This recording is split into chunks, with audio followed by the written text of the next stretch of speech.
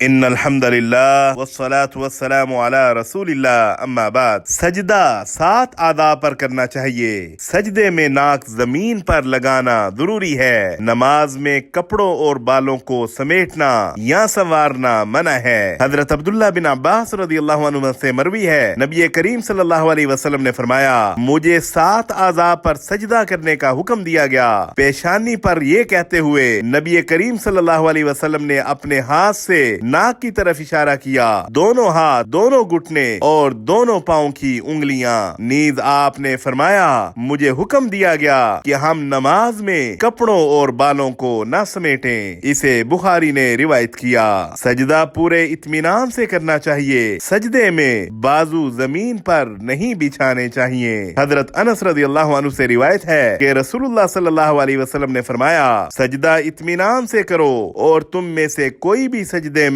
اپنے بازو کتے کی طرح نہ بچھائے۔ اسے بخاری اور مسلم نے روایت کیا۔ سجدے میں کوہنیاں پیٹ سے علیحدہ اور کھول کر رکھنی چاہیے اور سجدے میں دونوں ہاتھ کندھوں کے برابر رکھنے چاہیے۔ حضرت میمونہ رضی اللہ عنہا فرماتی ہیں، نبی کریم صلی اللہ علیہ وسلم جب سجدہ کرتے تو بکری کا بچہ آپ علیہ السلام کے ہاتھوں کے درمیان سے گزرنا چاہتا تو گزر جاتا۔ اسے مسلم نے روایت کیا۔ حضرت ابو حمید رضی اللہ عنہ فرماتے ہیں کہ نبی کریم صلی اللہ علیہ وسلم سجدے میں اپنی ناک اور پیشانی زمین کے ساتھ لگاتے اور ہاتھ اپنے پہلوؤں سے الگ رکھتے اور ہاتھ کندھوں کے برابر رکھتے۔